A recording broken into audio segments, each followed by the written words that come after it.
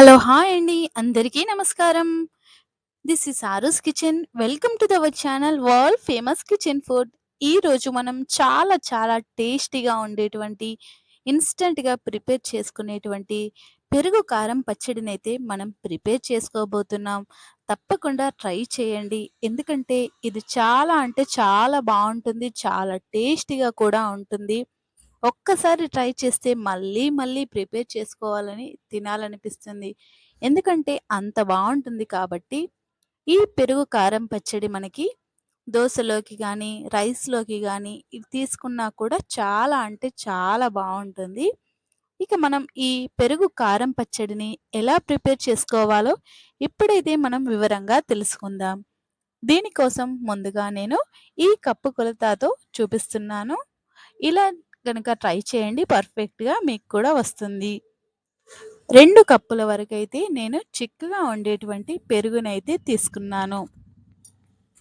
ఇలా తీసుకున్న తర్వాత మీరు ఎండుమిర్చినైతే తీసుకోవాలి.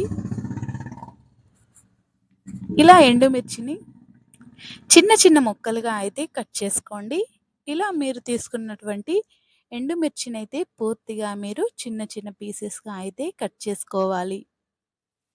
ఇలా మీరు పూర్తిగా చివర్లో ఈ తొడిమెలన్నింటినీ తీసేసి కట్ చేసుకున్న తర్వాత మీకు సరిగ్గా పర్ఫెక్ట్ కొలతలతో తెలియాలి కాబట్టి నేను అదే కప్పు కొలతతో ఈ మిర్చిని కూడా వేస్తున్నాను.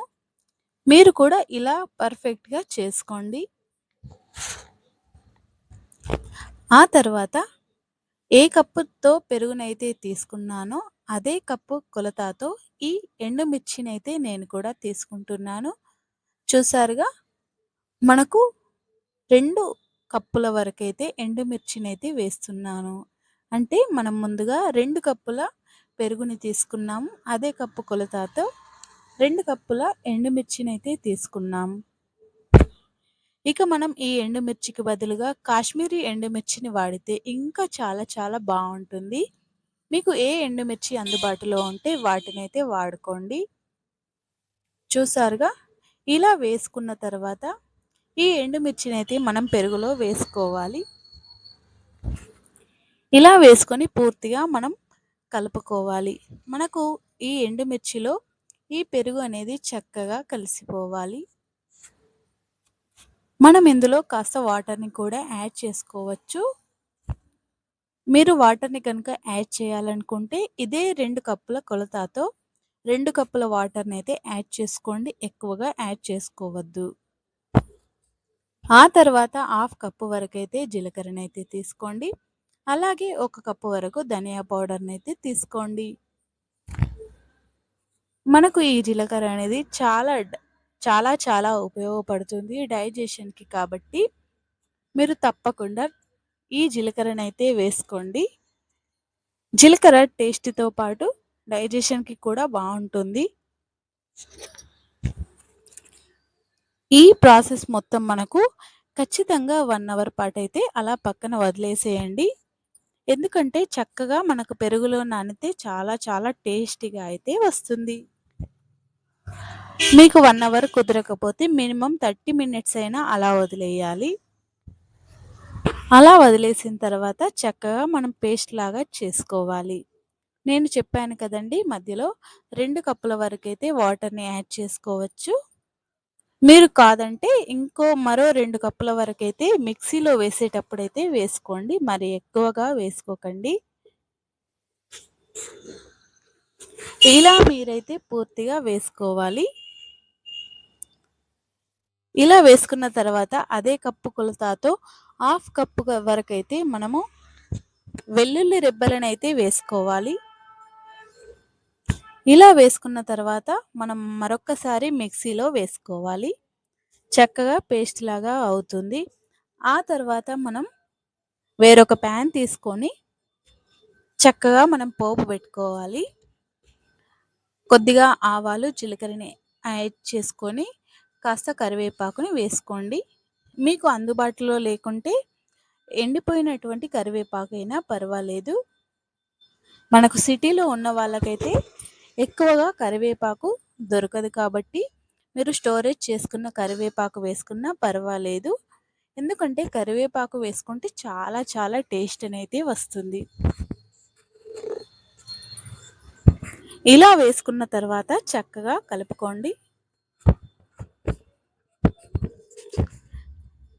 మనము ఈ ఎండుమిర్చిని వేసుకొని పచ్చడి ప్రిపేర్ చేసుకుంటున్నాం కాబట్టి, మనం డైరెక్ట్‌గా వేయించకుండా వేసాం కాబట్టి, మనం కొద్దిగా అంటే 1 ఆర్ 2 మినిట్స్ పాటు ఇలా ఫ్రై చేసుకుంటే సరిపోతుంది. మనం ఇలా ఫ్రై చేసుకునేటప్పుడు మాత్రం ఖచ్చితంగా లో ఫ్లేమ్‌లో ఉంచి మాత్రమే ఫ్రై చేసుకోవాలి. ఇలా ఫ్రై చేసుకుంటే చాలా చాలా పర్ఫెక్ట్‌గా చాలా టేస్టీగా ఉంటుంది. వీడియో లెంత్ అవుతుందని నేను సాల్ట్ వేయడం ఆ క్లిప్ చూపించలేదు.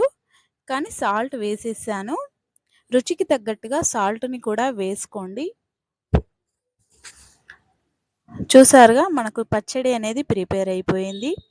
ఇక మనం దీనికోసమైతే నేను దోసని వేసుకుంటున్నాను. ఈ పెరుగు కారం పచ్చడి ఈ దోస పైన వేసుకుంటే గనక చాలా అంటే చాలా టేస్టీగా ఉంటుంది. తప్పకుండా మీరు కూడా ట్రై చేయండి. నేను ఈ దోసనైతే జొన్న దోసనైతే వేస్తున్నాను. ఈ పెరుగు కారం పచ్చడి విత్ జొన్న దోస ఈ కాంబినేషన్‌లో తింటే గనక చాలా చాలా బావుంటుంది. లేదు అంటే మీరు రెగ్యులర్‌గా వేసుకునే దోసలు వేసుకున్నా కూడా బావుంటుంది. మీకు ఈ జొన్న దోస ప్రిపరేషన్ ఎలాగో కావాలంటే డిస్క్రిప్షన్ బాక్స్‌లో లింక్ ఇస్తాను. తప్పకుండా చూడండి. చూసారుగా మనం చేసుకున్నటువంటి పెరుగు కారం పచ్చడిని ఈ దోస పైన వేసుకొని పూర్తిగా స్ప్రెడ్ చేసుకోవాలి. మధ్యలో కాస్త టేస్ట్ కోసమైతే నేను ఆయిల్‌నైతే అప్లై చేస్తున్నాను.